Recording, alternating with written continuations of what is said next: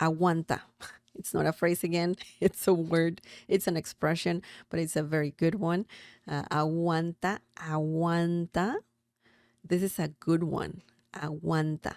This comes from the verb aguantar, which means to, if you're lifting something, you need to hold it, right? Maybe you need to hold it. And you can use the verb aguantar for that situation. It means to also, to bear when you are, in a situation that you don't like that much, or you need to be a little patient. Aguantar can mean to bear, okay? To put up with as well. Again, if you have a bad situation that you have to put up with, you can use the verb aguantar, okay? It means to hold, as I said before. Maybe you need to hold something for a long period of time, but not too long. But, if someone says, aguanta, aguanta, that also means just to endure, to bear. Sometimes it means to support. If you have, for example, a bookshelf and you have a lot of books in the bookshelf, maybe that shelf cannot support the weight of the books. So you can also say, el estante no puede aguantar. The shelf cannot support so much weight. So it means that aguantar means a lot of things. It's a good one. It's a good one. We can talk about it in the future. Aguantar. Aguanta as an expression means to, just hang in there. Aguanta. If you say this to someone, aguanta, aguanta, that means hang in there. You can do it. You can do it. You need to hang in there. So that's the meaning of this expression. Let's look at some examples using this word. Aguanta. Estoy seguro de que al final las cosas saldrán bien. Aguanta. Estoy seguro de que al final las cosas saldrán bien. This means hang in there. I'm sure things will work out in the end. So this is a very positive thing to say to someone. It's a very nice thing to say, because everybody goes through, difficult situations. So it's good to be supportive and positive about, those situations when people are in those situations. Aguanta, aguanta, hang in there. Okay. Estoy, yo estoy. We don't need yo. You can just say estoy, and that means I am. Seguro, seguro. Seguro means means quite a few things. It can mean safe. It can mean sure. If you say seguro, seguro que sí. Sure. Yes. You're pretty much saying that. Also, it means seguro means secure, reliable, confident, and for sure, seguro, for sure. It means surely as well. It means insurance. ¿Tienes seguro? Do you have insurance? Okay. So seguro can mean a bunch of things. It can mean luck. Okay. And in Mexico, it means safety pin. ¿Tienes un segurito? Do you have a safety pin? Segurito means, a little safety pin. We use a lot of diminutive words in Spanish for sure, but seguro can also mean safety pin. Préstame un seguro. Can I borrow a safety pin? Okay. Or let me borrow a safety pin. So in this case, seguro means sure, okay? When someone is sure about something. Estoy seguro or estoy segura, seguro masculine, segura feminine. That means I am sure. I'm sure. Estoy seguro, I'm sure. De, when you say estoy seguro de, you want to add more to the expression, okay? You're adding more because you can just say estoy seguro que sí, for example. I'm sure that something will happen in this situation. Que sí is a whole other thing that we can learn in the future, but estoy seguro means I'm sure. If you want to add more, you can use de. Estoy seguro de que. Let's include que as well. You're adding more to the sentence. You want to say more. I'm sure that something will happen, or I'm sure that I've done this or that.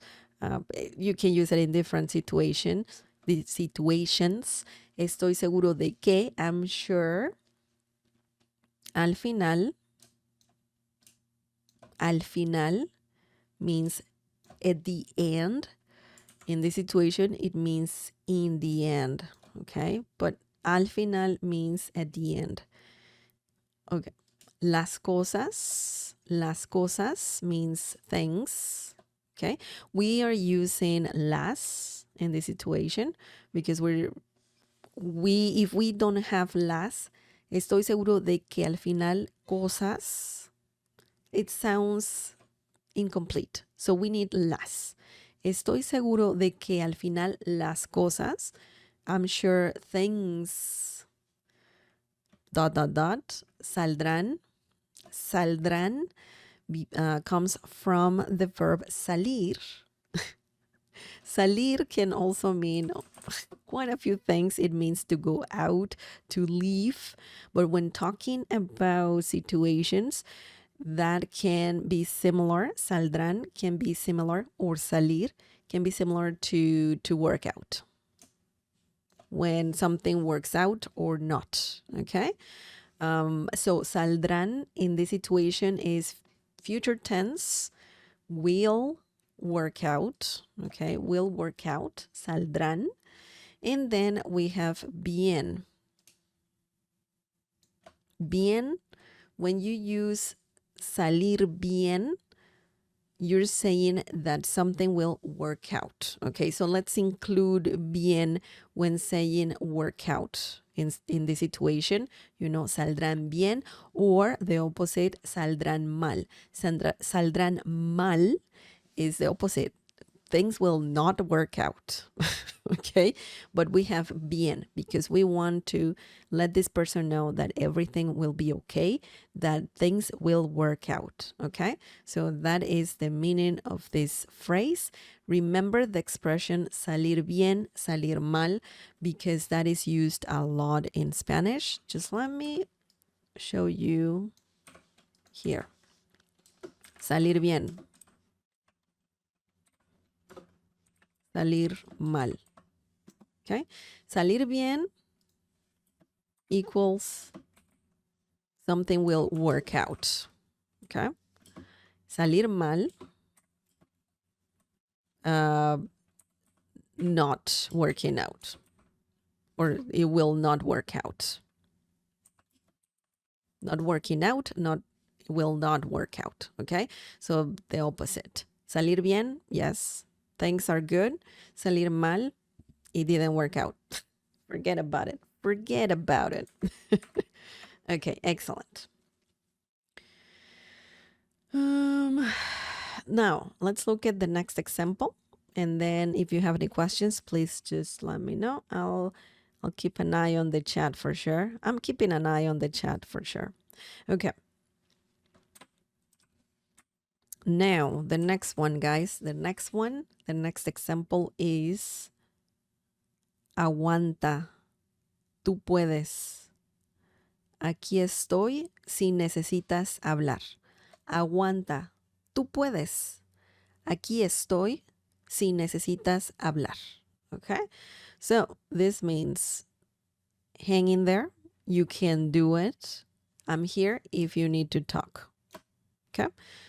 Again, something very positive, something really nice to say to someone. Aguanta. Wow, the red changed a bit. I think it looks a bit different. I don't know if it's my eyes, but anyways, aguanta, hang in there. Okay, hang in there. Oh my God. There you go. Tú puedes means you can do it. Tú puedes, you can do it. Remember the accent mark on top of the letter U, because without it, it means your things. For example, tu carro, your car, tus libros, your books. So it can change, right? But when you have an accent mark on top of the letter U, that means you. You. So you can do it. Tú puedes. Tú puedes. You can say also tú puedes hacerlo, which is the literal translation of you can do it with an H. Wow. Wow.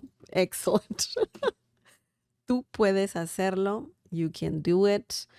But it's also commonly said, this expression, you can do it. You can say it just like tú puedes. Tú puedes. Aguanta. Tú puedes. Hang in there. You can do it. The rest says, aquí estoy. Aquí means here, you know, aquí, here. Estoy, you know what that means. I am. We don't need to say yo estoy aquí or yo aquí estoy. That's actually incorrect. You can just say aquí estoy, just like that, and that means I'm here, literally or figuratively. If you're there for someone, you can also say aquí estoy. Okay? See if without the accent mark on the letter I, it means if. With the accent mark, it means yes. Okay? Important differences right there. Or difference, just one. Necesitas, tú necesitas. We don't need tú, we need necesitas. And when you say necesitas, that means you need. Okay? Hablar means to talk or just talk. When you say necesitas algo, do you need anything? Necesitas comer, you need to eat. Necesitas leer, you need to read. Necesitas hablar means you need to talk. Okay, so let's remember that. Necesitas is a very common word to just say you need something. Okay, you can add verbs right after. You can add nouns. Okay, if you add verbs, you leave them in the infinitive form, so you do not conjugate them. So, hablar, comer, correr, ir, estar. Okay? Ser, necesitas ser amable. You need to be kind. Okay? Necesitas estar aquí. You need to be here. So, it's a very, very good word, necesitas, just to say you need ... Excellent. Remember, aguanta means hang in there. It can also mean other things, but in this situation, right now, what we're learning, we're talking about hanging in there. So just wait a little. Everything will be better later. Okay, aguanta. Remember that.